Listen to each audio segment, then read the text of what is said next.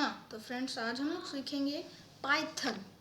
तो मैं आपको सबसे बेसिक से शुरू करूँगा। तो अब आपको पाइथन यूज़ करने के लिए कुछ रिक्वायरमेंट्स हैं, और एक ही रिक्वायरमेंट है वैसे तो बेसिक, जो कि है आपको पाइथन इंस्टॉल करना पड़ेगा, और उसका लिंक मैं दे दूँगा वेबसाइट का। आप अपने विंडोज़ वर्जन के हिसाब से, प्रोसेसिंग रेट के हिसाब से आप कर लीजिएगा। तो मेरे पास है, मैं यहाँ पे खोल लिया मैंने ये शेल। अब मैं न्यू फाइल पे दबाऊंगा और एक मुझे अनटाइटल्ड करके आ जाएगा। अब सबसे पहले हम लोग सीखेंगे कि आउटपुट कैसे देते। तो आउटपुट देने का एक फंक्शन है प्रिंट। अब इसके अंदर आपको डबल कोट्स या फिर सिंगल कोट्स देना पड़ेगा, जिससे कि सिस्टम को पता चले कि यही लिखना है।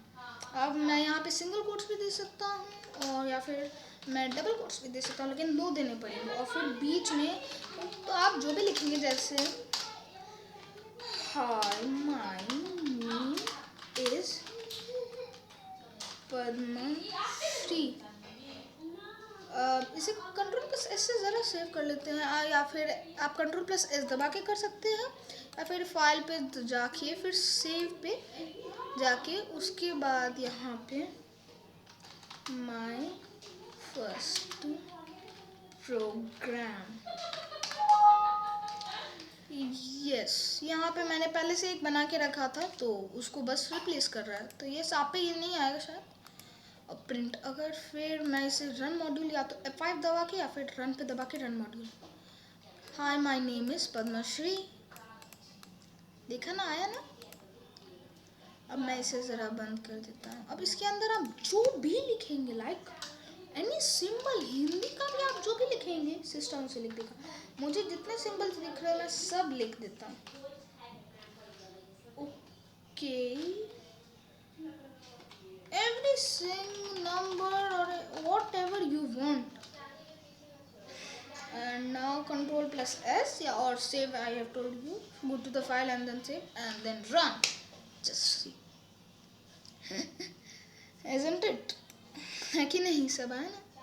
तो अब लेकिन अगर डबल कोट्स दिया है तो आप, अगर अंदर में आपको सिंगल कोट्स भी देने हैं तो लिखने हैं तो आपको डबल कोट्स देने पड़ेंगे, और अगर सिंगल कोट्स लिखने हैं तो बाहर में आपको सिंगल कोट, डबल कोट्स, अगर आपको अंदर में डबल कोट्स देने हैं तो बाहर में सिंगल कोट्स देने पड़ेंगे। तो यहाँ पे है, वरना एक एरर आ जाएगा। और जब दोनों लिखना हो, ये चीज़ मैं आपको अगले वीडियो में बताऊँगा, ठीक है।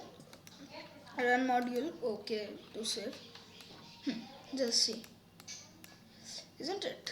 ओके, अब ज़रा मैं आपको सिखाता हूँ वेरिएबल किसे कहते हैं। तो देखिए, पाइथन में 3 तरह के वेरिएबल हैं। वेरिएबल यानी कि जो कभी भी चेंज कर सकता है, इसका वैल्यू कुछ सेम नहीं है, हम लोग कभी भी चेंज कर सकते हैं। तो 3 तरह के, मतलब 4 तरह के होते हैं। अभी मैं 3 ही तरह के होते हैं। हम लोग इस बार एक ही सीखेंगे, तो वो होगा स्ट्रिंग, और स्ट्रिंग में लेटर स्टोर हो सकते हैं। तो अब मैं आपको बताता हूँ कैसे करना है।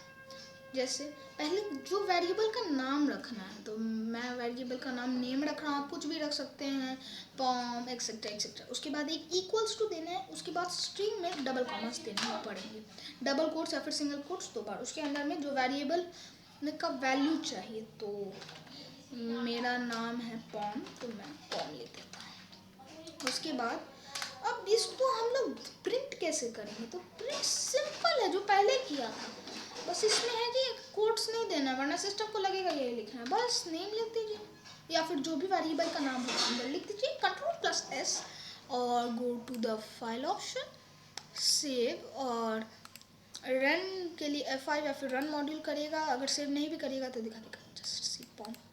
वही अगर हम लोग यहाँ पे कोट्स दे दें तो सिस्टम को लगेगा कि आपको नेम ही प्रिंट करना है। तो रन मॉड्यूल, ओके, यहाँ पे आ रहा है अब नेम, है ना। तो ये इससे सिस्टम को पता चलता है। तो इस वीडियो के लिए इतना ही। अगर आपको अच्छा लगा तो सब्सक्राइब ज़रूर करिएगा, लाइक भी कर दीजिएगा। अगला वीडियो आएगा 2-3 दिन में, ठीक है। Thank you.